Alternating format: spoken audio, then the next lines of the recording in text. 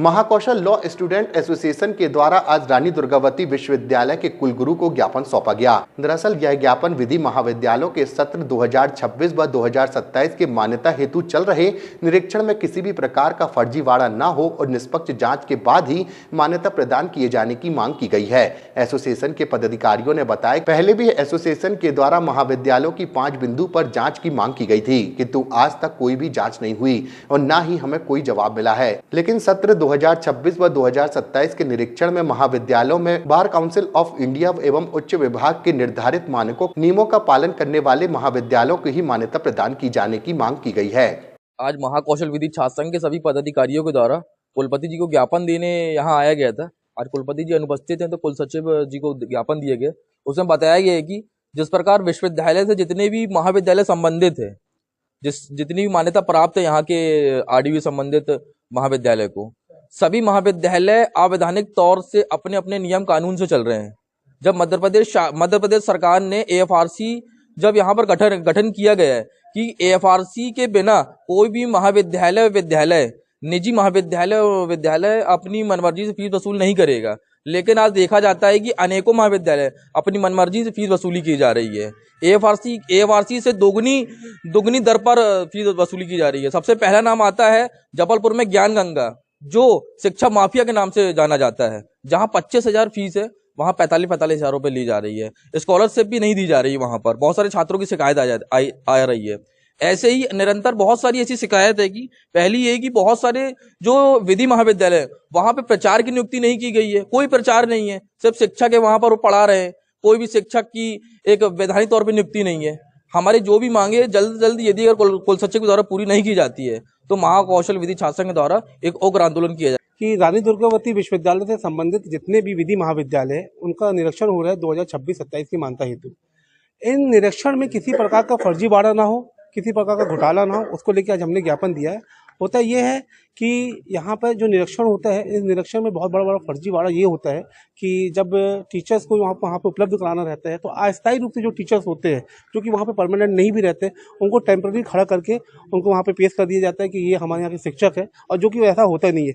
नियम तो ये बना हुआ है कम से कम 6 महीने का पूर्व में जो उनको वेतन दिया जाता है उसकी जांच होनी चाहिए। ये जांच भी नहीं होती है। और उसके बाद ऐसा नियम बना हुआ है कि भाई यदि कुछ महाविद्यालयों के जो नियम में कुछ कमियां रह जाती हैं, उन कमियों को पूरा करने के लिए शपथ पत्र ले लिया जाता है महाविद्यालयों से, और लेकिन जो आगे जाके 90 दिन के अंदर या 6 महीने के अंदर उन कमियों को पूरा करना होता है। लेकिन ये जो शपथ पत्र होता है, मैं आपको बता दूं, ये सिर्फ औपचारिकता रह जाती है। आगे जाके कोई भी जो कमियां होती है पूरी नहीं होती है, और जिस तरीके से महाविद्यालय चल रहा है वो चलता रहता है। आप लोगों ने पहले भी देखा होगा कि सेंट्रल इंडिया लॉ कॉलेज, जो कि मात्र 2 कमरे में संचालित होता था, वहां पे सिर्फ एलएलबी ही नहीं, मैं बता दूं आपको, एलएलएम भी वहां पे होता था, और लगभग 15 से 20 साल तक का वो महाविद्यालय चला, जिसका विरोध महाकौशल विधि छात्र संघ ने भी पूर्व में किया था, और उसके बाद वो कॉलेज बंद भी हुआ। अगर कमियों की बात की जाए तो ऐसे लगभग शहर में अभी कितने कॉलेज हैं? और देखिए, शहर के अंदर और रानी दुर्गावती विश्वविद्यालय संबंधित लगभग 15 से 20 विधि महाविद्यालय संचालित हो रहे हैं, और जब इसकी पूर्णतः जांच होगी तो इसमें ये कमियां भी पता चलेंगी और किस तरीके से फर्जी कॉलेजेस चल रहे हैं वो भी पता चलेंगे। जिसमें हमारी जो प्रमुख मांगे है ये है कि इस महाविद्यालय में 28 कोड के प्रचार होना चाहिए, 40 छात्रों में एक शिक्षक होना चाहिए जो कि 28 कोड के अंतर्गत आता हो। भवन जो होता है विधि महाविद्यालय का सेपरेट होना चाहिए, उसमें किसी प्रकार का कोई अन्य कोर्सेज संचालित नहीं होना चाहिए, और जो बार काउंसिल ऑफ इंडिया और उच्च विभाग के जो मानक जो नियम बने हुए हैं इंफ्रास्ट्रक्चर के, वो पूर्णतः होना चाहिए। चौथा, हमारा जो एफआरसी, जो कि एक बहुत प्रमुख संस्था है मध्य प्रदेश शासन की, जो कि शहर के अंदर जितने भी विधि महाविद्यालय, प्रदेश के अंदर जितने विधि महाविद्यालय, उनकी फीस निर्धारित करती है। उस निर्धारित फीस से ज़्यादा कोई भी महाविद्यालय यदि फीस लेता है तो उसके विरोध में कार्रवाई होती है। तो हमने ये भी मांग करी कि उसकी भी जाँच होना चाहिए। और सबसे विशेष जो हमने मांग करी हुई है कि आप जब निरीक्षण होगा तो वहाँ पे जितने भी वहाँ पे जो स्टाफ जो उन्हें वहाँ पे दिखा रहे हैं उनकी जांच होनी चाहिए। उनके पिछले 6 महीने का वेतन आप जांच करिए कि कोई भी फर्जीवाड़ा इस निरीक्षण में ना हो। महाकौशल लॉ स्टूडेंट एसोसिएशन ने ज्ञापन दिया है, खास करके विधि महाविद्यालयों के लिए। विधि महाविद्यालयों के इंफ्रास्ट्रक्चर, शिक्षकों और ये जो कमियां हैं, इनको कमियां के साथ में एफिलिएशन जो है, उन्होंने कहा है कि एफिलिएशन नहीं दिया जाना चाहिए, क्योंकि इसमें सबसे ज़्यादा और खास करके एएफआरसी की भी जो है जो शुल्क है उसका निर्धारण वाले ही महाविद्यालयों को अनुमति मिलनी चाहिए। और इससे जो है जो खास करके जो ऐसे कॉलेजेस हैं इनका सफर केवल विद्यार्थी होता है, उसको लेकर के उन्होंने ये समक्ष में रखा है।